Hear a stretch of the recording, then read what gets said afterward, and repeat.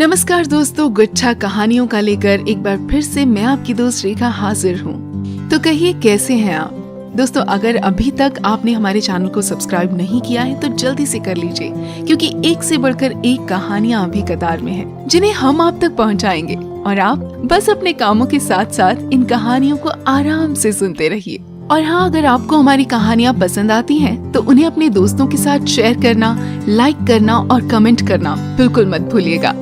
तो चलिए शुरू करते हैं आज की कहानी। और आज जो कहानी हम आपके लिए लेकर आए हैं वो है मुंशी प्रेमचंद की बेहतरीन लाजवाब कहानियों में से एक, दो बैलों की कथा। तो चलिए सुनते हैं मुंशी प्रेमचंद की कहानी, दो बैलों की कथा। जानवरों में गधा सबसे ज्यादा बुद्धिमान समझा जाता है। हम जब किसी आदमी को पल्ले दर्जे का बेवकूफ कहना चाहते हैं तो उसे गधा कहते हैं। गधा सचमुच बेवकूफ है या उसके सीधेपन, उसकी निरापद सहिष्णुता ने उसे ये पदवी दे दी है, इसका निश्चय नहीं किया जा सकता। गायें सींग मारती हैं। ब्याई हुई गाय तो अनायास ही सिंघनी का रूप धारण कर लेती हैं। कुत्ता भी बहुत गरीब जानवर है, लेकिन कभी कभी उसे भी क्रोध आ ही जाता है, किंतु गधे को कभी क्रोध करते नहीं सुना न देखा। जितना चाहो गरीब को मारो, चाहे जैसी खराब सड़ी हुई घास सामने डाल दो, उसके चेहरे पर कभी असंतोष की छाया भी न दिखाई देगी। वैशाख में चाहे एक आध बार कुलेल कर लेता हो, पर हमने तो उसे कभी खुश होते नहीं देखा। उसके चेहरे पर एक स्थायी विषाद रूप से छाया रहता है। सुख दुख, हानि लाभ, किसी भी दशा में उसे बदलते नहीं देखा।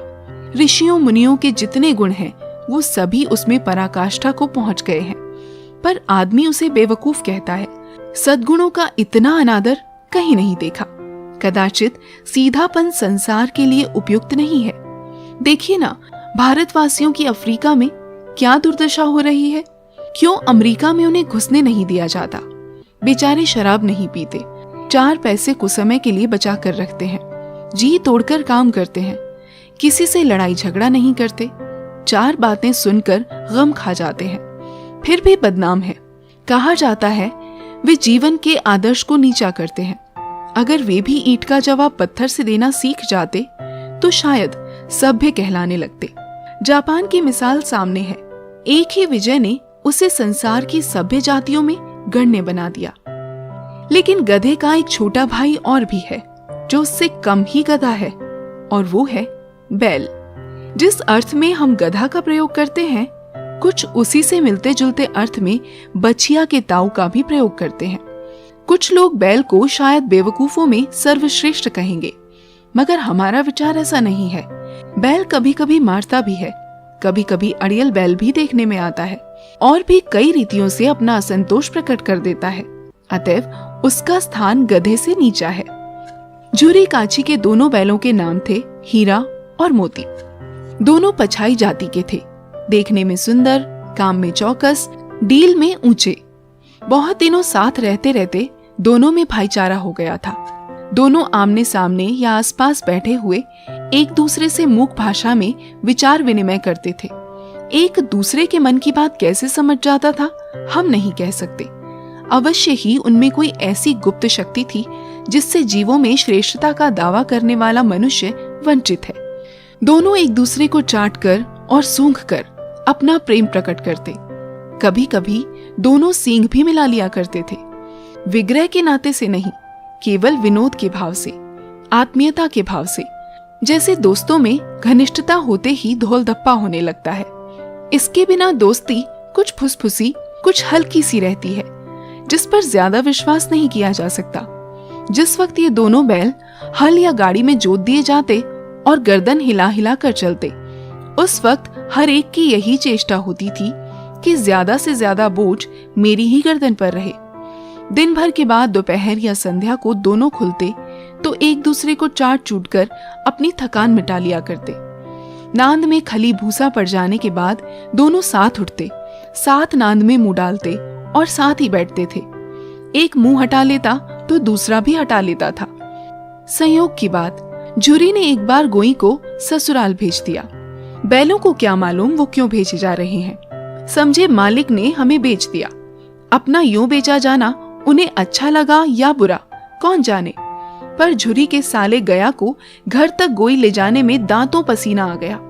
पीछे से हाँकता तो दोनों बाएं दाएं भागते, पगहिया पकड़कर आगे से खींचता तो दोनों पीछे की ओर जोर लगाते, मारता तो दोनों सींग नीचे करके हुंकारते। अगर ईश्वर ने उन्हें वाणी दी होती तो झुरी से पूछते, तुम हम गरीबों को क्यों निकाल रहे हो? हमने तो तुम्हारी सेवा करने में कोई कसर नहीं उठा रखी। अगर इतनी मेहनत से काम ना चलता था तो और काम ले लेते। हमें तो तुम्हारी चाकरी में मर जाना कबूल था। हमने कभी दाने चारे की शिकायत नहीं की।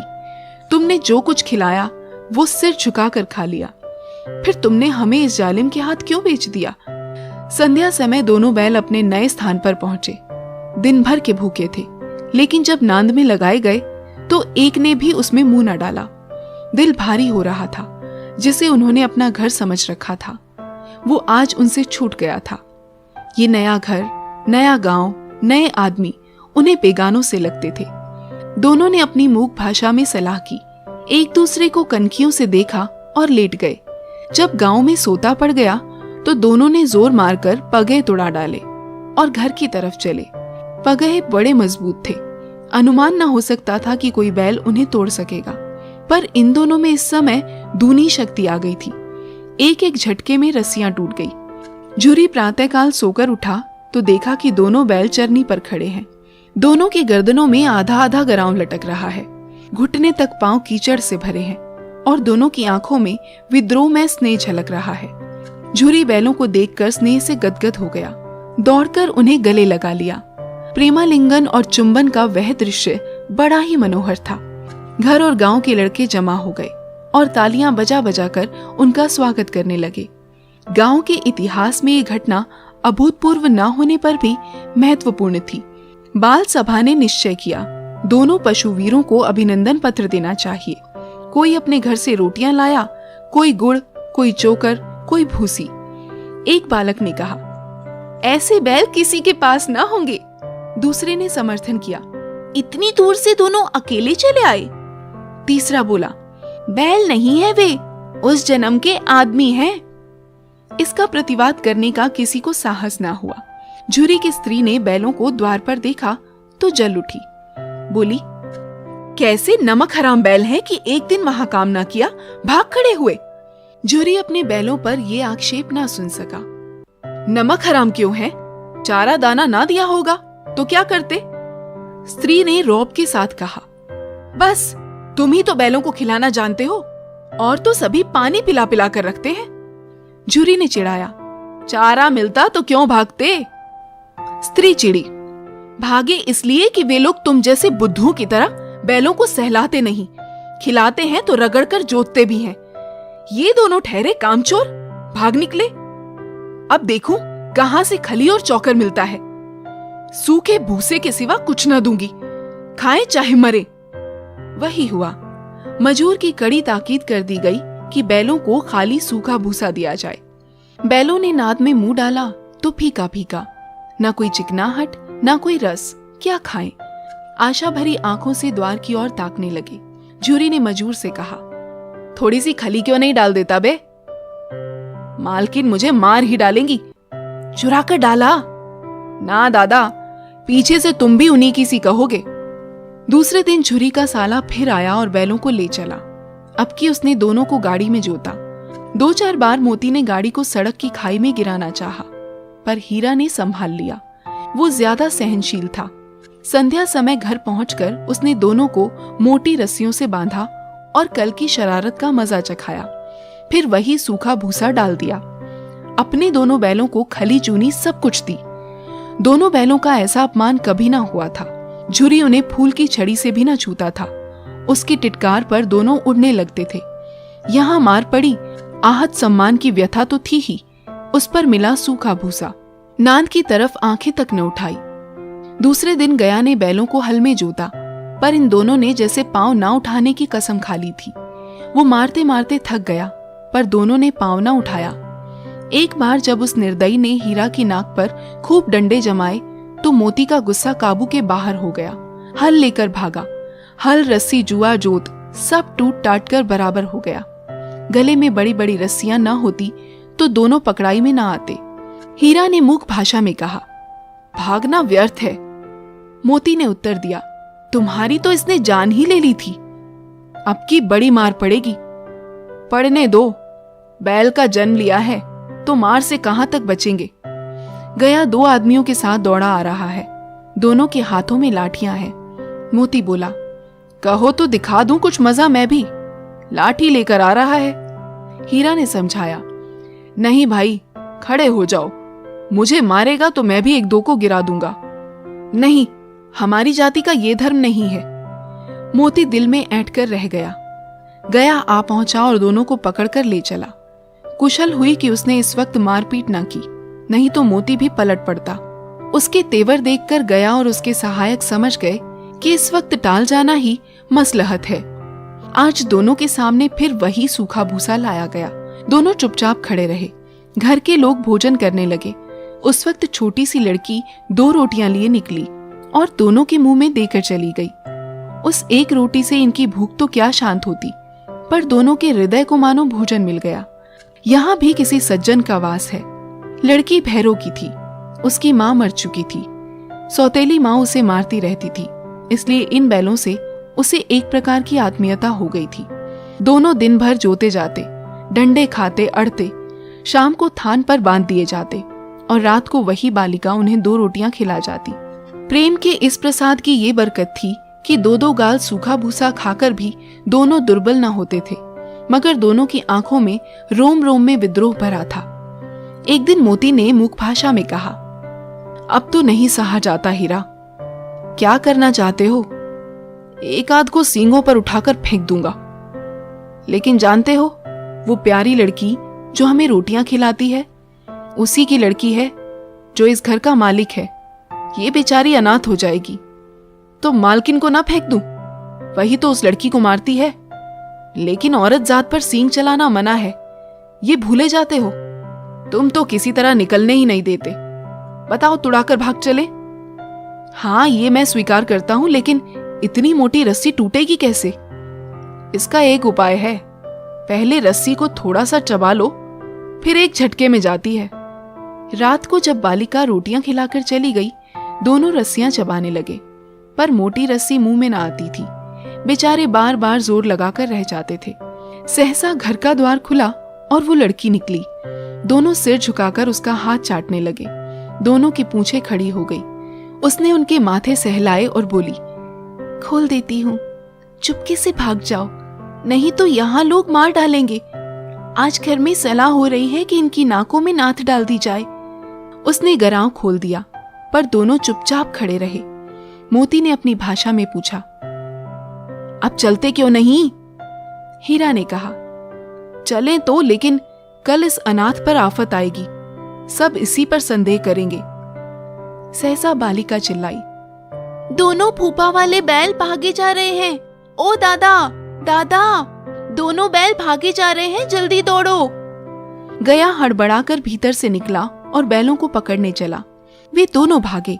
गया ने पीछा किया और भी तेज हुए। गया ने शोर मचाया, फिर गांव के कुछ आदमियों को भी साथ लेने के लिए लौटा। दोनों मित्रों को भागने का मौका मिल गया। सीधे दौड़ते चले गए, यहाँ तक कि मार्ग का ज्ञान न रहा। जिस परिचित मार्ग से आए थे उसका यहाँ पता न था। नए नए गांव मिलने लगे। तब दोनों एक खेत के किनारे खड़े होकर सोचने लगे, अब क्या करना चाहिए। हीरा ने कहा, मालूम होता है राह भूल गए। तुम भी बेतहाशा भागे, वहीं उसे मार गिराना था। उसे मार गिराते तो दुनिया क्या कहती? वो अपना धर्म छोड़ दे, लेकिन हम अपना धर्म क्यों छोड़े? दोनों भूख से व्याकुल हो रहे थे। खेत में मटर खड़ी थी, चरने लगे। रह रहकर आहट ले लेते थे, कोई आता तो नहीं है। जब पेट भर गया, दोनों ने आजादी का अनुभव किया तो मस्त होकर उछलने कूदने लगे। पहले दोनों ने डकार ली, फिर सींग मिलाए और एक दूसरे को ठेलने लगे। मोती ने हीरा को कई कदम पीछे हटा दिया, यहाँ तक कि वो खाई में गिर गया। तब उसे भी क्रोध आया, संभल कर उठा और फिर मोती से मिल गया। मोती ने देखा खेल में झगड़ा हुआ चाहता है तो किनारे हट गया। अरे ये क्या, कोई सांड डौंकता चला आ रहा है। हाँ, सांड ही है। वो सामने आ पहुंचा। दोनों मित्र बगले झांक रहे हैं। सांड पूरा हाथी है, उससे भिड़ना जान से हाथ धोना है। लेकिन ना भिड़ने पर भी जान बचती नहीं नजर आती। इन्हीं की तरफ आ भी रहा है। कितनी भयंकर सूरत है। मोती ने मूक भाषा में कहा, बुरे फंसे, जान बचेगी, कोई उपाय सोचो। हीरा ने चिंतित स्वर में कहा, अपने घमंड में भूला हुआ है, आरजू विनती ना सुनेगा। भाग क्यों ना चले? भागना कायरता है तो फिर यहीं मरो। बंदा तो 9 तो 11 होता है, और जो दौड़ाए तो फिर उसका कोई उपाय सोचो जल्दी। उपाय यही है कि उस पर दोनों जने एक साथ चोट करें। मैं आगे से रगेदता हूं, तुम पीछे से रगेदो। दोहरी मार पड़ेगी तो भाग खड़ा होगा। मेरी और झपटे, तुम बगल से उसके पेट में सींग घुसेड़ देना। जान जोखिम है पर दूसरा उपाय नहीं है। दोनों मित्र जान हथेलियों पर लेकर लपके। सांड को भी संगठित शत्रुओं से लड़ने का तजुर्बा ना था। वो तो एक शत्रु से मल्लयुद्ध करने का आदी था। जो ही हीरा पर झपटा, मोती ने पीछे से दौड़ाया। सांड उसकी तरफ मुड़ा तो हीरा ने रगेदा। सांड चाहता था कि एक एक करके दोनों को गिरा ले, पर ये दोनों भी उस्ताद थे, उसे वो अवसर ना देते थे। एक बार सांड झल्लाकर हीरा का अंत कर देने के लिए चला कि मोती ने बगल से आकर पेट में सींग भोंक दिया। सांड क्रोध में आकर पीछे फिरा तो हीरा ने दूसरे पहलू में सींग चुभा दिया। आखिर बेचारा जख्मी होकर भागा और दोनों मित्रों ने दूर तक उसका पीछा किया, यहाँ तक कि सांड बेदम होकर गिर पड़ा। तब दोनों ने उसे छोड़ दिया। दोनों मित्र विजय के नशे में झूमते चले जाते थे। मोती ने अपनी सांकेतिक भाषा में कहा, मेरा जी तो चाहता है कि बच्चा को मार ही डालूं। हीरा ने तिरस्कार किया, गिरे हुए बैरी पर सींग न चलाना चाहिए। ये सब ढोंग है। बैरी को ऐसा मारना चाहिए कि फिर ना उठे। अब घर कैसे पहुंचेंगे वो सोचो। पहले कुछ खा लें तो सोचे। सामने मटर का खेत था ही। मोती उसमें घुस गया। हीरा मना करता रहा पर उसने एक ना सुनी। अभी 2 ही 4 ग्रास खाए थे कि 2 आदमी लाठियां लिए दौड़ पड़े और दोनों मित्रों को घेर लिया। हीरा तो मेड़ पर था, निकल गया। मोती सींचे हुए खेत में था। उसके खुर कीचड़ में धंसने लगे, ना भाग सका। पकड़ लिया। हीरा ने देखा संगी संकट में है तो लौट पड़ा। फंसेंगे तो दोनों फंसेंगे। रखवालों ने उसे भी पकड़ लिया। प्रातःकाल दोनों मित्र कांजी हौस में बंद कर दिए गए। दोनों मित्रों को जीवन में पहली बार ऐसा साबिका पड़ा कि सारा दिन बीत गया और खाने को एक दिन का भी ना मिला। समझ ही में ना आता था ये कैसा स्वामी है। इससे तो गया फिर भी अच्छा था। यहाँ कई भैंसें थी, कई बकरियां, कई घोड़े, कई गधे, पर किसी के सामने चारा ना था। सब जमीन पर मुर्दों की तरह पड़े थे। कई तो इतने कमजोर हो गए थे कि खड़े भी ना हो सकते थे। सारा दिन दोनों मित्र फाटक की ओर टकटकी लगाए ताकते रहे, पर कोई चारा लेकर आता ना दिखाई दिया। तब दोनों ने दीवार की नमकीन मिट्टी चाटनी शुरू की, पर इससे क्या तृप्ति होती। रात को भी जब कुछ भोजन ना मिला तो हीरा के दिल में विद्रोह की ज्वाला दहक उठी। मोती से बोला, अब तो नहीं रहा जाता मोती। मोती ने सिर लटकाए हुए जवाब दिया, मुझे तो मालूम होता है प्राण निकल रहे हैं। इतनी जल्द हिम्मत ना हारो भाई, यहां से भागने का कोई उपाय निकालना चाहिए। आओ दीवार तोड़ डालें। मुझसे वो अब कुछ नहीं होगा। बस इसी बूते पर अकड़ते थे। सारी अकड़ निकल गई। बाड़ी की दीवार कच्ची थी। हीरा मजबूत तो था ही, अपने नुकीले सींग दीवार में गड़ा दिए और जोर मारा तो मिट्टी का एक चिप्पड़ निकल आया। फिर तो उसका साहस बढ़ा। इसने दौड़ दौड़ कर दीवार पर चोटें की और हर चोट में थोड़ी थोड़ी मिट्टी गिराने लगा। उसी समय कांजी हौस का चौकीदार लालटेन लेकर जानवरों की हाजिरी लेने आ निकला। हीरा का उज्जड़पन देखकर उसने उसे कई डंडे रसीद किए और मोटी सी रस्सी से बांध दिया। मोती ने पड़े पड़े कहा, आखिर मार खाई, क्या मिला? अपने बूते भर जोर तो मार दिया। ऐसा जोर मारना किस काम का कि और बंधन में पड़ गए। जोर तो मारता ही जाऊंगा, चाहे कितने ही बंधन पड़ते जाएं। जान से हाथ धोना पड़ेगा। कुछ परवाह नहीं, यूं भी तो मरना ही है। सोचो दीवार खुद जाती तो कितनी जानें बच जाती। इतने भाई यहां बंद हैं, किसी की देह में जान नहीं है। 2-4 दिन और यही हाल रहा तो सब मर जाएंगे। हाँ ये बात तो है। अच्छा तो ला फिर मैं जोर लगाता हूं। मोती ने भी दीवार में उसी जगह सींग मारा। थोड़ी सी मिट्टी गिरी और फिर हिम्मत बढ़ी। फिर तो वो दीवार में सींग लगाकर इस तरह जोर करने लगा मानो किसी प्रतिद्वंदी से लड़ रहा है। आखिर कोई 2 घंटे की जोर आजमाई के बाद दीवार ऊपर से लगभग 1 हाथ गिर गई। उसने दूनी शक्ति से दूसरा धक्का मारा तो आधी दीवार गिर पड़ी। दीवार का गिरना था कि अधमरे से पड़े हुए सभी जानवर चेत उठे। तीनों घोड़ियां सरपट भाग निकली, फिर बकरियां निकली, इसके बाद भैंस भी खिसक गई, पर गधे अभी तक ज्यों के त्यों खड़े थे। हीरा ने पूछा, तुम दोनों क्यों नहीं भाग जाते? एक गधे ने कहा, जो कहीं फिर पकड़ लिए जाएं। तो हरज क्या है, अभी तो भागने का अवसर है। हमें तो डर लगता है, हम यहीं पड़े रहेंगे। आधी रात से ऊपर जा चुकी थी। दोनों गधे अभी तक खड़े सोच रहे थे कि भागें या ना भागें, और मोती अपने मित्र की रस्सी तोड़ने में लगा हुआ था। जब वो हार गया तो हीरा ने कहा, तुम जाओ, मुझे यहीं पड़ा रहने दो, शायद कहीं भेंट हो जाए। मोती ने आंखों में आंसू लाकर कहा, तुम मुझे इतना स्वार्थी समझते हो हीरा? हम और तुम इतने दिनों एक साथ रहे हैं, आज तुम विपत्ति में पड़ गए तो मैं तुम्हें छोड़कर अलग हो जाऊं? हीरा ने कहा, बहुत मार पड़ेगी, लोग समझ जाएंगे तुम्हारी शरारत है। मोती गर्व से बोला, जिस अपराध के लिए तुम्हारे गले में बंधन पड़ा, उसके लिए अगर मुझ पर मार पड़े तो क्या चिंता? इतना तो हो ही गया कि 9-10 प्राणियों की जान बच गई, वे सब तो आशीर्वाद देंगे। ये कहते हुए मोती ने दोनों गधों को सींगों से मार मार कर बाड़े के बाहर निकाला और तब अपने बंधु के पास आकर सो रहा। भोर होते ही मुंशी और चौकीदार तथा अन्य कर्मचारियों में कैसी खलबली मची, इसके लिखने की जरूरत नहीं। बस इतना काफी है कि मोती की खूब मरम्मत हुई और उसे भी मोटी रस्सी से बांध दिया गया। 1 सप्ताह तक दोनों मित्र वहां बंधे पड़े रहे। किसी ने चारे का एक तृण भी न डाला। हाँ, एक बार पानी दिखा दिया जाता था, यही उनका आधार था। दोनों इतने दुर्बल हो गए थे कि उठा तक ना जाता था। ठठरियां निकल आई थीं। एक दिन बाड़े के सामने डुगी बजने लगी और दोपहर होते होते वहां 50-60 आदमी जमा हो गए।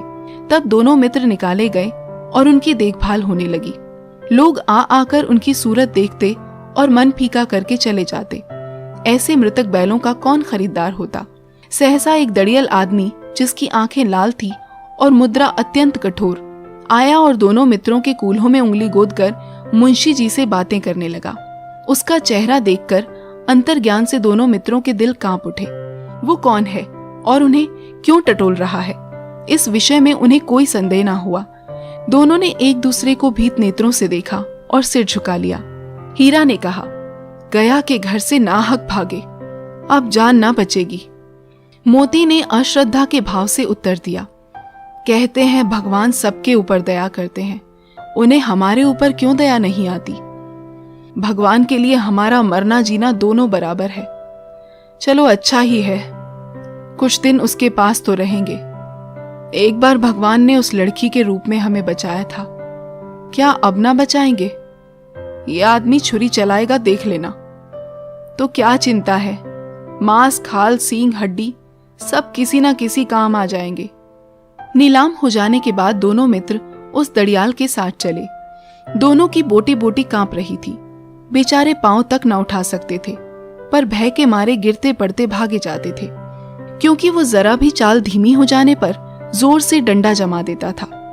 राह में गाय बैलों का एक रेवड़ हरे हरे हार में चरता नजर आया। सभी जानवर प्रसन्न थे, चिकने चपल। कोई उछलता था, कोई आनंद से बैठा पागुर करता था। कितना सुखी जीवन था इनका, पर कितने स्वार्थी हैं सब। किसी को चिंता नहीं कि उनके 2 भाई बधिक से हाथ पड़े कैसे दुखी हैं।